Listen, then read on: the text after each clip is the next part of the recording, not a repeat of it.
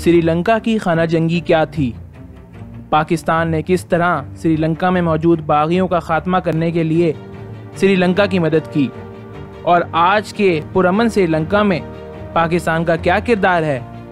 ये सब हम आपको बताएंगे द हिस्ट्री स्ट्रीम की आज नई वीडियो श्रीलंकन सिविल वॉर में। तो आइए देखते हैं।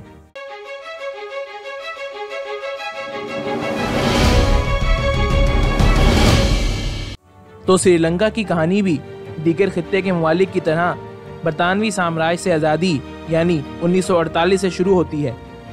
यहाँ पर यह बात वाज़ेह रहे कि श्रीलंका में भी दो बड़ी नस्लें आबाद हैं, यानी सिन्हाला और तामिल। सिन्हाला मुल्क की बड़ी ताकतवर अक्सरियत हैं, यानी 71% श्रीलंका सिन्हाला है और ये लोग बुद्ध मत पर यकीन रखते हैं। जबकि इसके बरक्स एक और बड़ी अक़लियत तामिल हैं, जो कि कुल आबादी का 11% हैं। ये लोग ज़्यादातर हिंदू मत के पैरोकार हैं। तो अब यहाँ पर फिर बरतानिया की वही पॉलिसी आ जाती है, यानी डिवाइड एंड रूल। शुरू में तो दोनों पार्टियों ने मिलकर अंग्रेज़ों को श्रीलंका से निकलवा दिया, लेकिन बाद में कुछ इख्तलाफात फिर पैदा होना शुरू हो गए।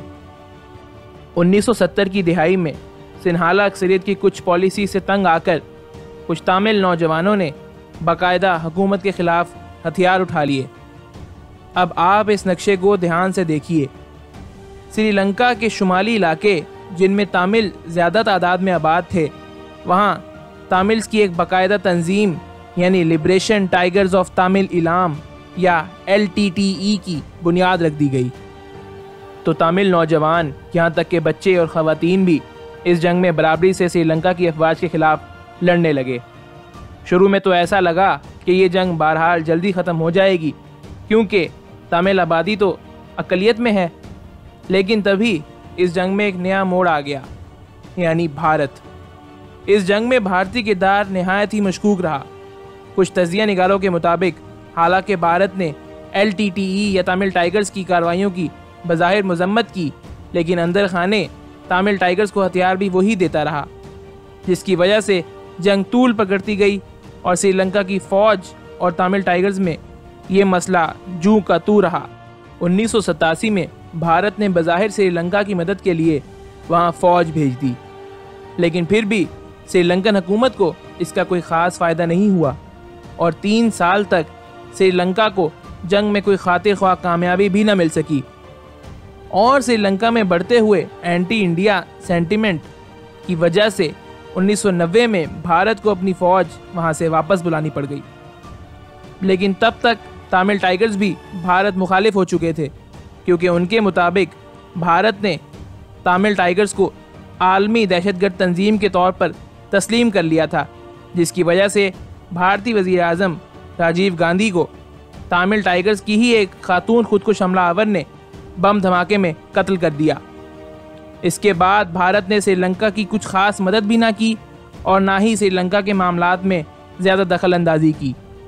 श्रीलंका को अब यह एहसास था कि अब इन्हें खित्ते में एक और मजबूत शराकतदार की ज़रूरत है।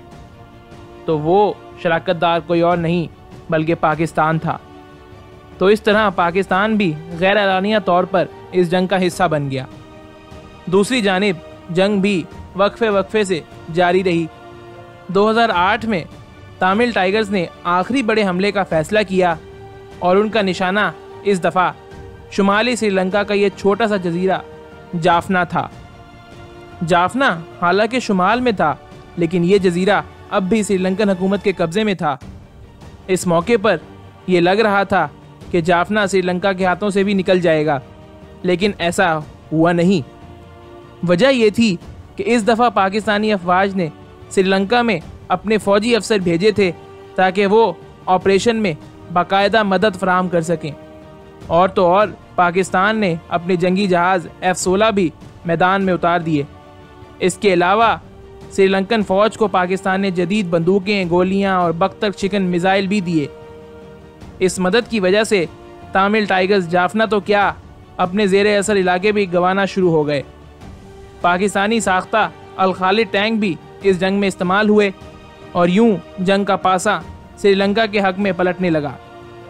आखिरकार श्रीलंकन फ़ौज ने बचे कुचे तमिल टाइगर्स को जल्द ही घेर लिया और 16 मई 2009 को श्रीलंकन सदर राजापक्सा ने फतह का ऐलान कर दिया। 17 मई को तमिल टाइगर्स ने भी शिकस्त तस्लीम कर ली और यूं ये जंग अपने मंतकी अंजाम को पहुंच गई। इसी वजह से श्रीलंकन अवाम आज भी पाकिस्तान की बहुत इज्जत करते हैं और श्रीलंकन हुकूमत से पाकिस्तान के बहुत अच्छे ताल्लुकात हैं। यहाँ तक कि पाकिस्तान जल्द श्रीलंका को अपने JF-17 थंडर जहाज भी फरोख्त करने का इरादा रखता है। आपकी इस बारे में क्या राय है? अपनी राय का इजहार हमें कमेंट सेक्शन में ज़रूर करें। इसके साथ ही हमारे चैनल को लाइक, सब्सक्राइब और अपने दोस्तों में शेयर करना ना भूलें और इसके अलावा बेल आइकन को भी ज़रूर दबाएं ताकि आपको हमारे चैनल के मुतालिक बर वक्त अपडेट्स मिल सकें। इसके अलावा अगर आप जानना चाहते हैं कि मुसलमानों ने मंगोलों को कैसे इबरतनाक शिकस्त से दोचार किया तो यहाँ क्लिक करें और यहाँ जानिए कि कैसे पाकिस्तान ने बोस्निया के मुसलमानों को कत्लेआम से बचाया।